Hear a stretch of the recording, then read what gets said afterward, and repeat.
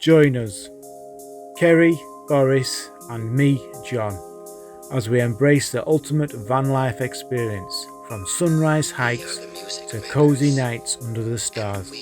We're exploring the world one road at a time. Get ready for epic scenery, practical van life tips and a glimpse into our off-grid lifestyle. Don't forget to like, comment and subscribe for weekly adventures.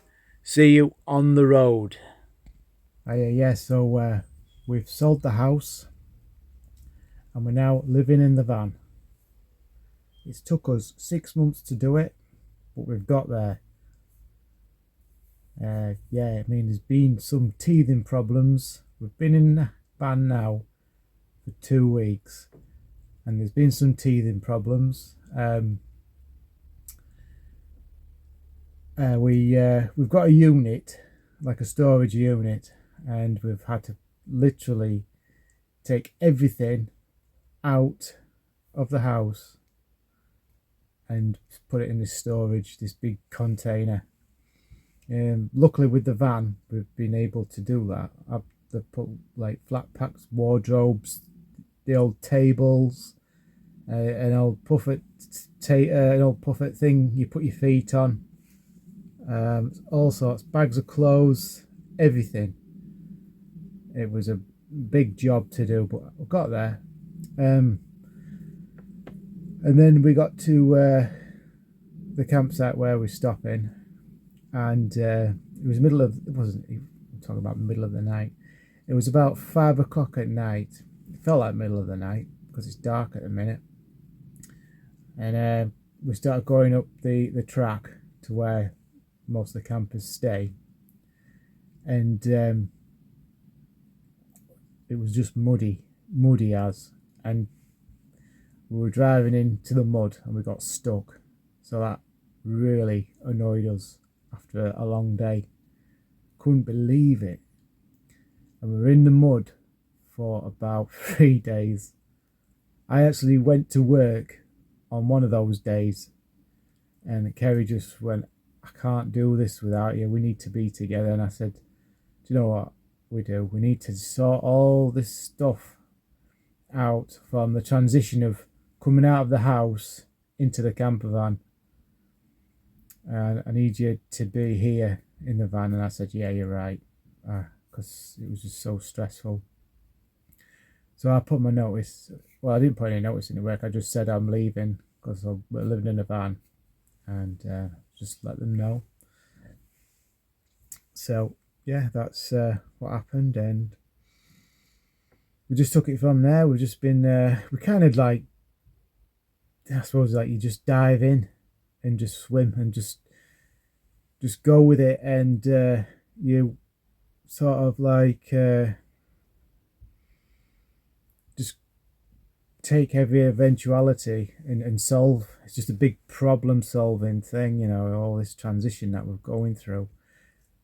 And we've decided to just live in the van in the campsite where we're at the minute, just so we can just slowly get used to living in the van as well. I mean, this van's not been geared up for winter van life one bit. I mean, it's got the insulation, but there's no power. Well, there's hardly any power for winter. It's all just geared up for summer. You've got the solar power and the inverter, but obviously there's hardly any sun at the minute, so the inverter's not getting charged. And you know, so you could drive about and charging that inverter up. But what we've done, because everything's quite old, the inverter's old and the leisure battery's old, so we've got rid of the old leisure battery. It was flat anyway, flat as a fart. So we got rid of that. The guy who's helping us, he's put a new lithium battery in the leisure battery, so that's helped us with the, you know, just the electricity in the van, with all the lights working and everything's working. So that's just give us some, you know, with a stress-free life. And the inverters, we're getting a new inverter as well. We're just upgrading in here, really. Everything's just getting upgraded. And we're getting there slowly.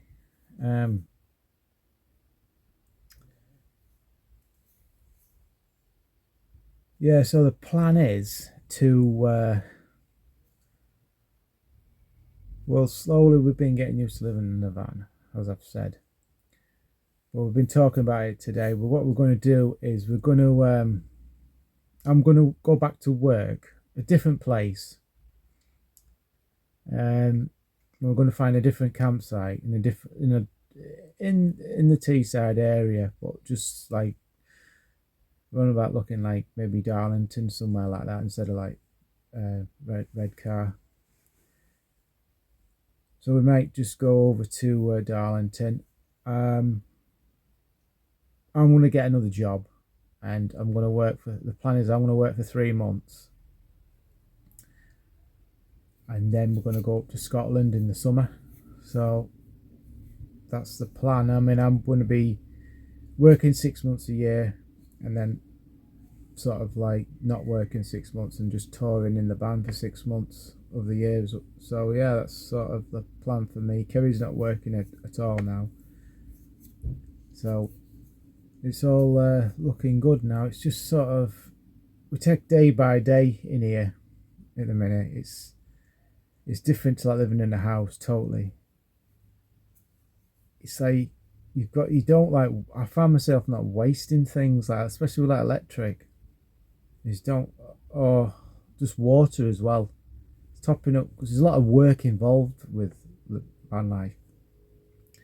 You've got like the water, for example, is you've got to make sure the fresh water is always topped up. So you've got the running water, and you don't want to be wasting it, so you just use what you've got. And then with the like electric, you don't want to waste that. You're always preserving things. And also with your like living in a house, you've got all this stuff. When you live in a when you live in a van, sorry, you just don't want all this stuff. When you live in a van, you just use what you need, what you think you need. Like, you just have a limited amount of clothing, you have a limited amount of shoes, because you've got a limited amount of space. So it's just ongoing, protecting every day as it comes. But yeah, this is basically, I'm calling this week 1, because now I can start doing these van life videos again. But tried it last week, it was manic, no way.